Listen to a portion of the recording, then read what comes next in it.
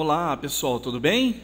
Vamos a mais um módulo, do curso de terapêutica online do professor Farmaco. E hoje, pessoal, nós vamos falar um pouquinho sobre o tratamento da ansiedade em pacientes odontofóbicos, Vamos entender como é que funcionam os medicamentos para ansiedade, como receitar e, assim, quando receitar, Isso é o mais importante, porque a grande maioria da população, ela é ansiosa ao tratamento odontológico. Só que existem pessoas que são ansiosas normais e tem pacientes que realmente chegam à beira do desespero, que esses pacientes que aí são indicados para fazer o tratamento ansiolítico. Então não é para todo mundo que nós devamos usar esse medicamento, e sim somente para aqueles pacientes que são extremamente odontofóbicos, E mais um detalhe, como receitar esse medicamento? Lembre-se que ele é um medicamento controlado, os benzodiazepínicos. Então você tem que ter uma receita B, azul, especial para poder receitar. Como é que eu adquiro essa receita, o cirurgião dentista? É só você ir na vigilância sanitária da sua cidade e fazer um cadastro. E lá no cadastro eles vão te dar um número de série, de 0 a 100, de 100 a 200, e vão indicar uma gráfica para você. Nessa gráfica, você vai e faz o talonário de receituário azul. Então não pode ir receitando a torta direita. Por quê? Eles sabendo que de 0 a 100 foi o doutor fulano que receitou o medicamento. Para eles terem um controle, porque esses medicamentos são registrados no SNGPC, que é o Sistema Nacional de Gerenciamento de Produtos Controlados, das farmácias. Tanto que vocês não veem esses medicamentos na prateleira. Você vê esse medicamento, ele é trancado em armário, que somente o farmacêutico possui a chave. Justamente porque é um tráfico de drogas, se você vender a torta direita, que são medicamentos entorpecentes. Então, para você receitar, tem que ter todo esse procedimento prévio, ok? Para vocês não esquecerem. Vamos lá. Bom, e até quando, assim, olhando esse gráfico, até quando que o estresse ele é importante na nossa vida? O estresse é importante, porque o estresse é que te prepara para situações do dia a dia. Então é normal você estar estressado, Só que o estresse, até um certo ponto, ele te adapta à situação. A partir de um certo ponto, essa ansiedade, ela prejudica. Então a pessoa vai se tornando cada vez menos adaptada àquela situação. É a famosa entrevista de emprego, branco, ir ao dentista, Então passa de um limiar e aí a pessoa se torna então menos adaptada àquela situação, principalmente no tratamento odontológico.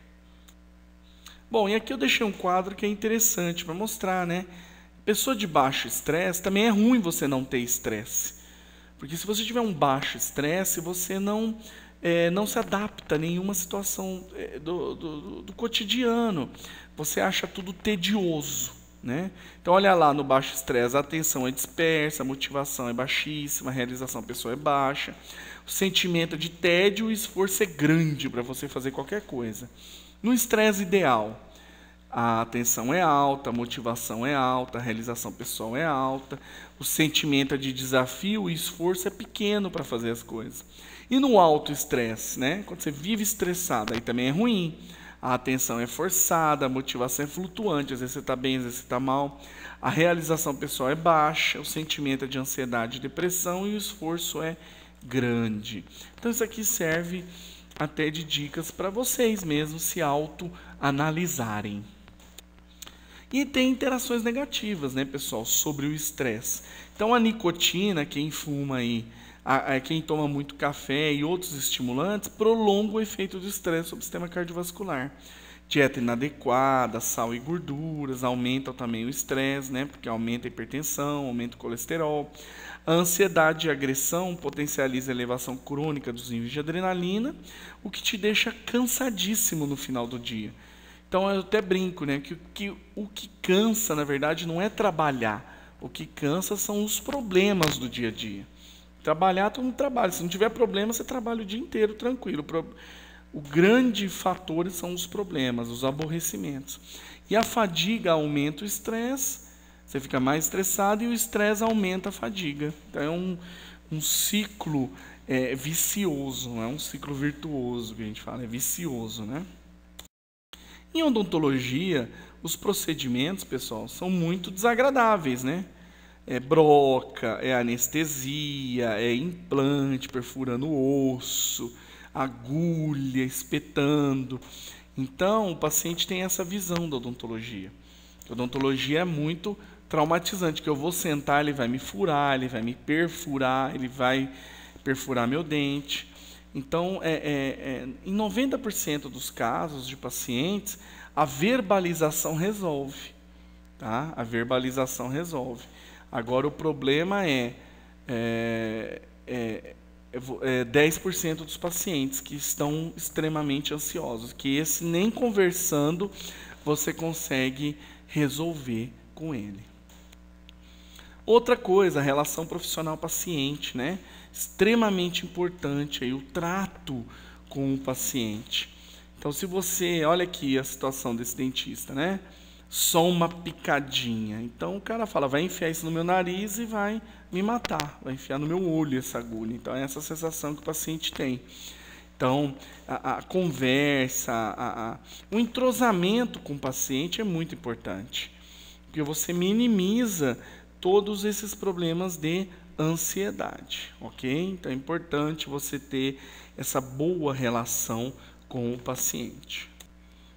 Outros fatores que contribuem para aumentar ainda mais a ansiedade e o medo, né? As charges, a televisão, né? Que sempre faz programas, denegrindo a profissão odontológica, fazendo com que nós sejamos algozes, né? Que a gente seja mal, que nós torturamos os pacientes. Então, o conselho precisa estar sempre atento a isso para coibir, evitar que tenha esse tipo de coisa. Vocês veem que na medicina, o paciente, se houver uma brincadeira com o médico, denegrindo a profissão médica, nossa, o conselho cai em cima. Tanto que a maioria dos programas, né, das séries que envolvem médicos, é mostrando o quanto eles são bons, né? Que eles são firmes mesmo, duros e bons. A do dentista não, que a gente tortura, que a gente é sarcástico, que a gente é irônico, que a gente é... Então, isso é muito ruim para a profissão. E isso aumenta ainda mais a ansiedade e o medo do tratamento odontológico, né? Como se não bastasse tudo isso, ainda criaram filmes de terror com o dentista. Hoje, se você procurar no YouTube, nós temos o filme Dentista 1 e o Dentista 2, onde no 2 ele usa o óxido nitroso, que é para acalmar o paciente, ele usa para sedar e esquartejar os seus pacientes, né, com os equipamentos odontológicos. Então, pessoal, é muito ruim esse tipo de mídia para a gente, né? Então, vocês olham lá que tem no YouTube esses filmes aí, e quem tem medo de dentista assistir um filme desse, nunca mais vai fazer tratamento odontológico. Você pode ter plena convicção. Você vai espantar realmente o paciente do consultório. Bom, então vamos lá, vamos falar dos benzodiazepínicos, né? Que é uma solução aí para o nosso paciente. Bom, primeiro, para falar de benzodiazepínico, nós temos que falar da farmacocinética, né? A meia-vida dos fármacos, né? Que é a duração de ação curta, 8 horas, aí o midazolam, que é o famoso dormonide, o nome comercial mais conhecido.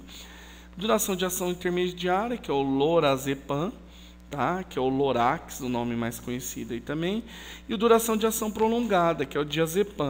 O nome mais conhecido é o Valium, né? Mas, gente, eu falo o nome comercial, mas só para vocês identificarem.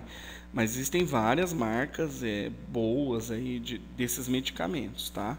Só falei os mais, assim, vendidos, os mais conhecidos, que o pessoal usa muito. Bom, em odontologia, só para ilustrar, né? A gente usa os de ação prolongada, que é o diazepam e tal. Mas nós podemos usar o midazolam também. A gente vai ver cada caso como é que nós vamos utilizar. Tá? É que o diazepam, qual que é o problema dele? Vai ficar 3 dias a pessoa com efeito rebote. Ou seja, vão surgir os efeitos de ansiolíticos, né? durante 3 dias. A pessoa pode, se ela dirigir, se ela tiver algum problema, ela pode ficar sedada, e isso é muito perigoso. Então, durante 3 dias a pessoa fica meio chapada, vamos dizer assim. Agora, o midazolam ele é mais prático, porque por ser de ação curta, você utiliza, ele chega no consultório sedado e depois de um tempo passa o efeito. O problema do midazolam é que ele é muito hipnótico, dá muito sono. E a gente não quer que o paciente durma. Não é essa a nossa intenção, tá? E como é que é o metabolismo e a excreção desses benzodiazepínicos, né? O metabolismo é pelo fígado, citocromo P450, tá? Tá aqui no fígado. Então, lembrar que pacientes hepatopatas, esse fármaco fica mais tempo no organismo e eliminado pela urina. Então, cuidado com pacientes nefropatas também.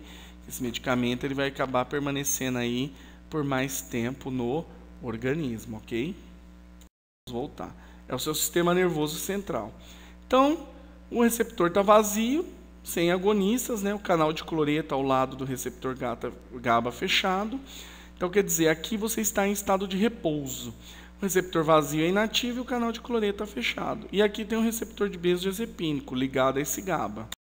Bom, vamos supor que você ficou nervoso. Aí o GABA começa a ser produzido. Ele se liga ao seu receptor, abre o canal de cloreto, começa a entrar cloreto e a sua membrana nervosa começa a ficar mais hiperpolarizada. Então, pessoal, lembre-se disso. Quanto mais hiperpolarizado você fica, mais calmo você fica. Quanto mais despolarizado você fica, que aí o cloreto começa a sair, lembra da bomba de sódio e potássio? O potássio começa a sair e o sódio começa a entrar, o sódio positivo, potássio negativo. Então, quando começa a entrar o positivo dentro da membrana, você despolariza, você conduz o impulso nervoso. E aqui no caso não, você está tornando mais negativo, está entrando o cloreto. Então fica mais hiperpolarizado, você fica mais calmo. Esse é o mecanismo da ansiedade, né? De quebrar a ansiedade. Aí vamos supor que o GABA que você tem não esteja sendo suficiente para você ficar calmo. Aí você usa um benzodiazepínico. O que o benzodiazepínico vai fazer? Vai aumentar a ação desse GABA, aumentando a entrada de cloreto, vai abrir mais esse canal de cloreto, a frequência de abertura do canal, e aí vai entrar mais cloreto, hiperpolarizando ainda mais. Então aquele beliscão, aquele soco que você levava e ficava nervoso e reagia, agora você não reage, você fica de boas, né? Fica calmo, porque você está hiperpolarizado. Então é isso que o benzodiazepínico faz, pessoal. Ele só reforça a ação do GABA. Então, a ação de uma substância natural que nós já temos no organismo. Por isso que o mecanismo dele é bem seguro. Mas causa dependência, porque essa sensação de tranquilidade, de calma, é muito gostosa. Então, causa uma dependência aí psicológica, principalmente. Você começa a querer usar o benzodiazepínico diariamente, né? Tem muitas pessoas que têm transtorno de ansiedade generalizada, que é o TAG, que tem que fazer o uso de benzodiazepínico todos os dias. Bom, então quais são os efeitos, né? Sedação, que é o que a gente quer. Agora, em coordenação motora, fica um pouco, né? O paciente, relaxamento muscular, às vezes, não é comprovado que o benzodiazepínico causa esse relaxamento muscular. Redução do estado de alerta, isso é normal. Confusão, fraqueza, prejuízo da aprendizagem e memória. Então, se o paciente faz uso aí rotineiro de benzodiazepínico, ele pode começar a ter prejuízo da memória. Em idosos e adolescentes tem efeito desinibidor. Então, pode acontecer o que a gente chama de efeito paradoxal, o efeito contrário ao que a gente esperava. Pode acontecer em idosos acima de 65, adolescentes e crianças abaixo de 5 anos, tá? Então, causa excitação, raiva, hostilidade, causa o contrário, pode ter esse efeito. Bom, aqui os fármacos que a gente mais usa, vamos começar, né? Então, o primeiro fármaco mais conhecido é o Valium, a duração é prolongada, que eu falei para vocês, de 1 a 3 dias. Então, toma cuidado aí se o paciente faz alguma atividade perigosa, né? Tratorista, motorista, porque 3 dias ele vai ficar aí com esses efeitos ansiolíticos. Tem metabólitos ativos. O que é metabólito ativo, pessoal? O diazepam ele passa pelo fígado, é metabolizado e gera um outro fármaco ainda ativo, que é o desmetildiazepam. Por isso que ele dura 3 dias. Então isso é muito ruim para paciente hepatopata, porque ele vai ter que passar várias vezes pelo fígado para ser metabolizado. Então, se o paciente for hepatopata ou nefropata, evite usar diazepam ou outro que tenha metabólitos ativos, que a gente vai ver. Por quê? Porque vai forçar muito esses órgãos. Aí você vai usar ou lorazepam ou midazolam, que não apresenta metabólitos ativos, ok? E a melhor eficiência do medicamento pode ser obtida quando a ansiedade não faz parte da personalidade do paciente. Lembra que eu falei do TAG, transtorno de ansiedade generalizada? Que é quando o paciente é ansioso a tudo. Esse não, o diazepam é muito bom quando o paciente é ansioso somente ao tratamento odontológico. Então a gente chama isso de agorafobia. Ou seja, ele tem medo de uma determinada situação da vida dele. Ele não tem medo de tudo. Então aí o diazepam funciona bem. Então lembre-se disso, tá? Ou não é resultado de qualquer outro distúrbio psíquico, né? Esquizofrenia ou outros distúrbios psíquicos que gerem ansiedade. Senão o diazepam não faz muito efeito nesses pacientes.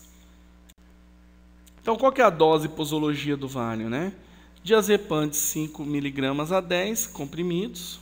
Então dose e posologia, 1 comprimido, 1 hora antes do atendimento por via oral, tá? De 5 mg. Pode dar até 2 comprimidos, dependendo do paciente aí. Dá 10 mg, né? Pessoal, outra dica clínica, né? Você pode também dar um comprimido na dose na noite anterior à consulta. Porque às vezes o paciente fica tão ansioso que ele não consegue nem dormir direito. E isso vai gerar um pós-operatório muito ruim para esse paciente. Então você pode dar aí na noite anterior ao procedimento odontológico, ok? O clonazepam, famoso Rivotril, né? O Rivotril hoje é um dos medicamentos mais fortes, mais potentes da classe dos benzodiazepínicos. Ele é muito utilizado, pessoal, quando a pessoa tem pânico, tá? Então ele é utilizado em crises de pânico. Então é aquele paciente que tem medo do dentista e entra em pânico na cadeira odontológica. Segura sua mão, sai correndo. É aquele paciente que desmarca muita consulta. Então aí o Rivotril é uma boa opção, né? Também de duração prolongada, de 1 a 3 dias. Lembre-se, ele também tem metabólito ativo, evitarem hepatopatas e nefropatas. E ele é um dos mais potentes benzodiazepínicos, como eu falei. Olha só, 1 mg de clonazepam é igual a 20 mg de diazepam. Por isso que hoje existem medicamentos de 0,25 e meio sublingual, tá? De Rivotril. Olha só, 1 meio equivale a 10 mg de diazepam. Então é um tiro de canhão no paciente, é aquele paciente que realmente tem pânico de você, pânico de dentista, tá certo? E a grande vantagem é que ele é sublingual, então o efeito é bem mais rápido. Pessoas que têm crise de pânico, sensação de morte iminente, tomam ele sublingual. Na hora ele acalma o paciente, né? Ah lá, recentemente foi lançada a apresentação de 0,25, que equivale aí a 5 mg de diazepam para uso imediato episódico. Né? E certos pacientes preferem usar só quando precisa a medicação e não ficar usando todos os dias. E aí você pode usar também 1 hora antes da consulta ou na noite anterior para ele dormir bem também. O alprazolam, que é o frontal, medicamento muito conhecido também, a duração é intermediária de 10 a 20 horas. Lembre-se, ele também possui metabólitos ativos. Então, contraindicado em pacientes hepatopatas e nefropatas. Ele também é indicado para perturbações da ansiedade e sintomas ansiosos e também, como o Rivotril, como o clonazepam, ele é indicado para ataques de pânico, né? Pode utilizar aí também.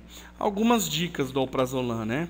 Ele atravessa muita barreira placentária e aparece em pequenas doses no leite materno. Lembre-se que o pico de excreção dos fármacos no leite materno são 2 horas após a ingestão.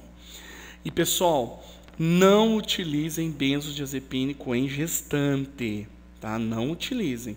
Porque já tem, né, vários artigos na literatura relacionando o uso de benzodiazepínicos à presença de fissuras lábio-palatinas, tá, em fetos. Então, cuidado, né, em recém-nascidos, né? Então, os recém-nascidos nasceram com lábio fissura, foram ver a mãe utilizou benzodiazepínico durante a gravidez. Então, não utilizem em gestantes. Em lactantes, cuidado, avise que 2 horas após tem um pico de excreção. Parece que não, mas 3% aí da dose numa criança recém-nascida pode levá-la até a sedação, é perigoso. Tá? Então fala assim, meu filho sempre dorme depois que amamenta, né? Porque você está chapando o menino ali de benzodiazepínico. A semivida, ou meia-vida, né, do alprazolam, de cerca de 11,4 horas nos indivíduos saudáveis e 20 horas quase em indivíduos com cirrose. Por isso que não pode usar em pacientes hepatopatas, fica muito mais tempo no organismo.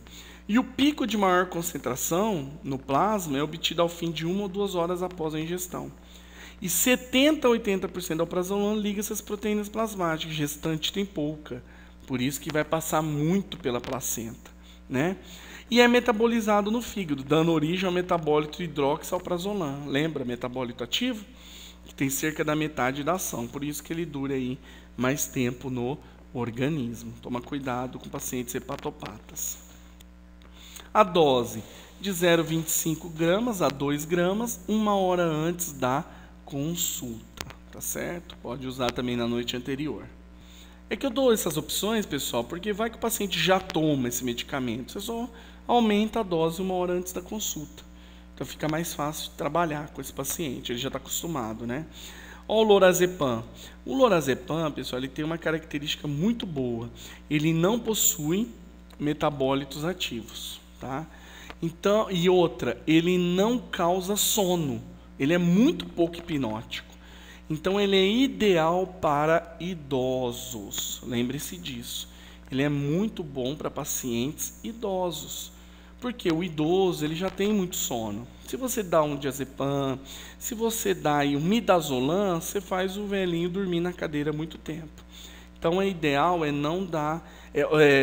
é ministrar o lorazepam para pacientes idosos. 1, porque ele não dá sono, e 2, porque ele não força o fígado. Né? Tanto que ele não é usado muito para insônia, só para tratamento de curto prazo, um momento ansioso do paciente. Tá? Para insônia é usado o midazolam. Ele pode ser anticonvulsivante se você injetar na veia, né? A gente não faz isso, só em hospital. Ele é utilizado como pré-anestésico e usado preferencialmente em idosos, por esses motivos que eu já citei anteriormente. Né? Quais são as doses de posologia, então, do lorazepam? Ele deve ser administrado, olha, é diferente dos outros. Os outros são tudo 1 hora antes. Ele deve ser administrado 2 horas antes da consulta. E para proporcionar um sono mais tranquilo, prescrever também uma dose na noite anterior.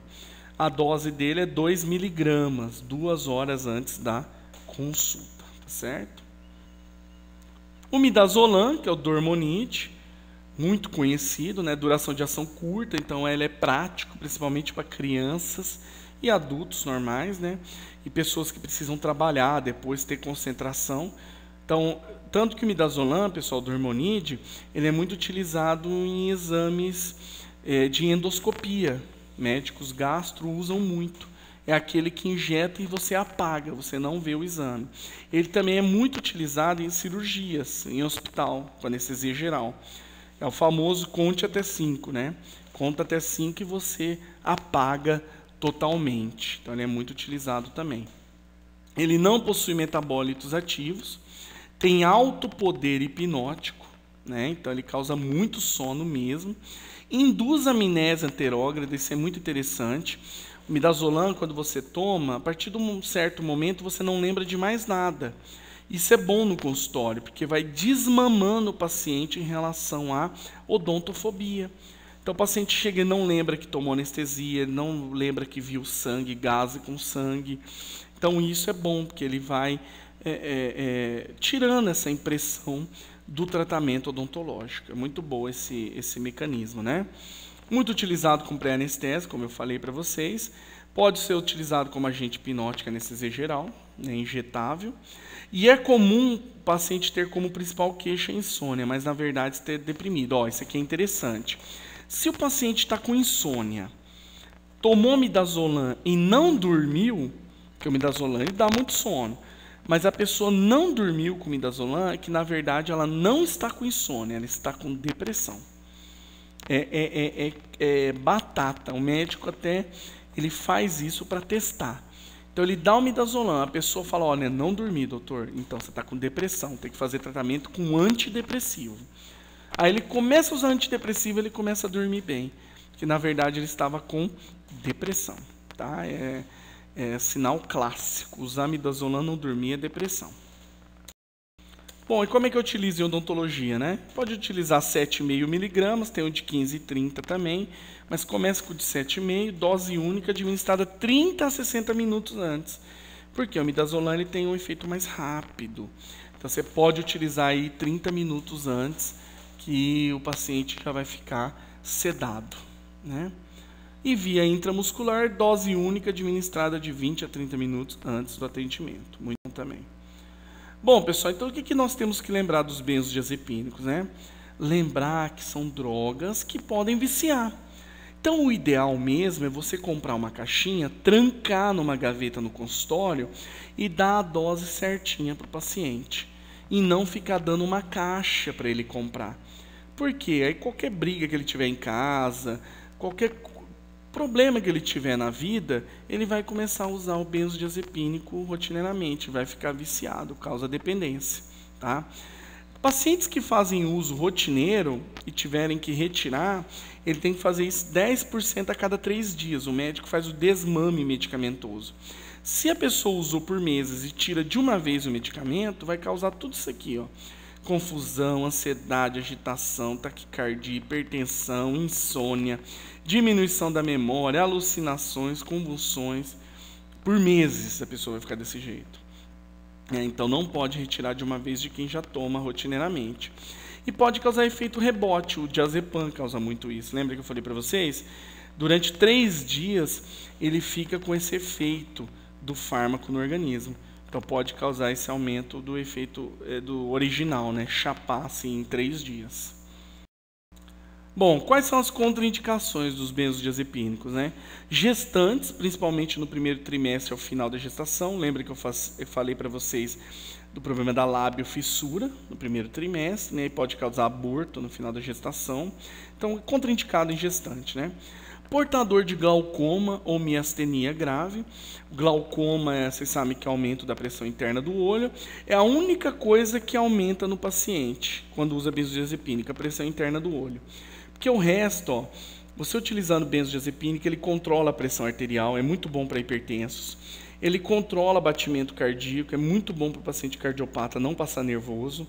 E ele controla a glicemia em diabéticos. Então, diabéticos, se tiverem a glicemia um pouco alta, e você for atender, pode usar benzodiazepínica. É excelente para diabéticos, cardiopatas e hipertensos. Agora, glaucoma não.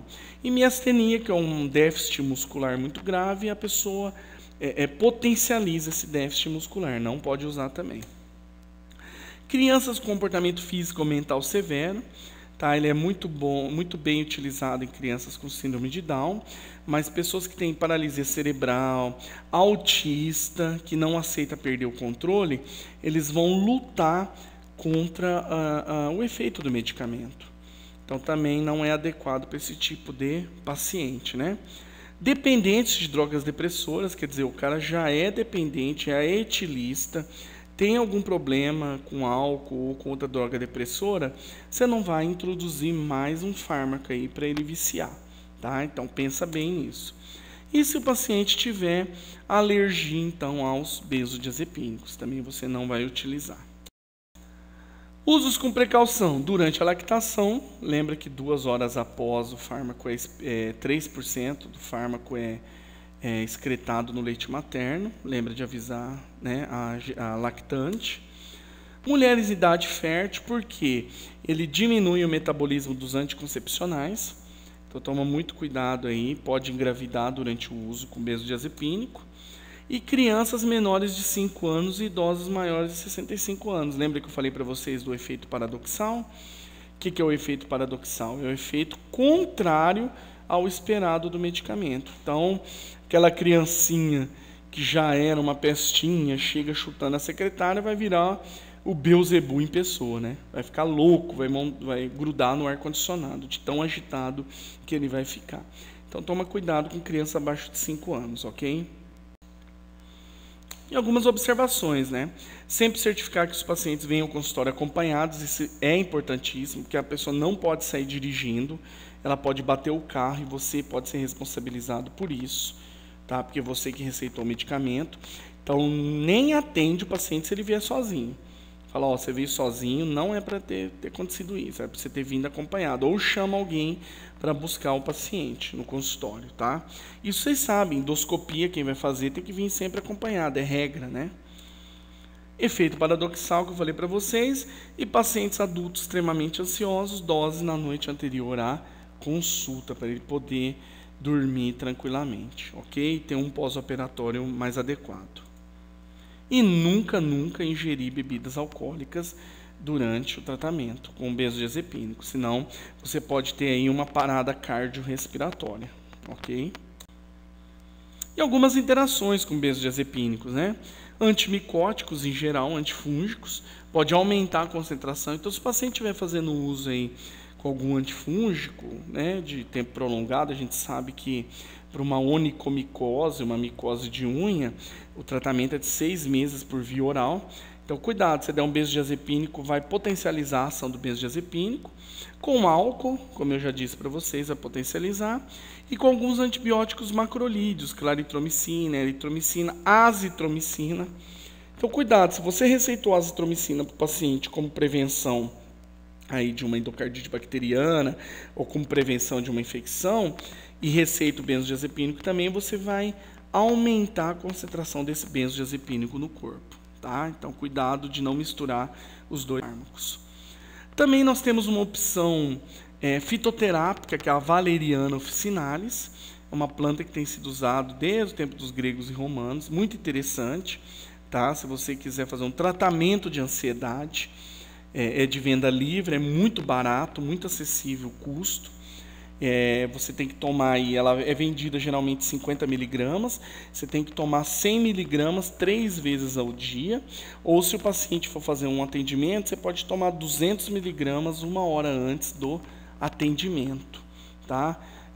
Não é igual um diazepam, mas às vezes a pessoa tem uma odontofobia leve, se você der 200 miligramas para ela 1 hora antes, ela vai chegar bem mais calma no consultório, é uma opção terapêutica, né? Ela tem 2 grupos farmacológicos, valepotriatos e esquiterpenos. Ela já foi comparada ao diazepam, em alguns casos ela teve até uma ação semelhante ao diazepam, tá? Em alguns pacientes, mas isso não é de praxe. Há aqui alguns artigos mostrando que ela realmente restaura o equilíbrio autônomo fisiológico, né? Ela não é uma maracujina, porque maracujina, esses medicamentos à base de passiflora incarnata, que é maracujá, são muito fraquinhos, né? Para criança, alguma coisinha assim, ela é boa, mas elas são muito fracas.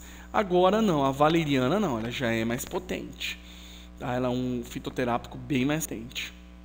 Olha lá, os sesquiterpenes inibem a enzima que metaboliza o GABA, então aumenta a concentração de GABA no organismo. Olha lá, e a vantagem, né, comparando os dois, o valepotriato, né, a valeriana, ela não potencializa efeito do álcool, nem de outros depressores, se o paciente estiver tomando ou for etilista, não interfere na capacidade de dirigir ou operar máquinas, ela não ceda ao paciente, não causa dependência física ou psíquica e acontece algumas reações adversas ocasionais, que mais é urticária, uma leve alergia, né? E também algumas reações gastrointestinais, queimação, acidez. Mas ela é bem mais natural, bem mais light, vamos dizer assim. Olha lá, queimação retroesternal, dispepsia, diarreia, reações alérgicas cutâneas e taquicardia e insônia, que são raras de acontecer com o uso de valeriana. Então, é uma opção fitoterápica que vocês têm aí, pessoal, muito boa. Até para, se você é ansioso, se você conhece alguém que é ansioso, tomar 3 vezes ao dia 100 miligramas, que você consegue vamos dizer, com efeito a longo prazo, uma resposta terapêutica bem melhor, ok? Pode também ser usada 400 a 900 miligramas, que é uma dose muito alta. Então, o ideal é usar 100 miligramas mesmo, 3 vezes ao dia. E aqui, redução da ansiedade, 100 miligramas 90 minutos antes do evento ansiogênico.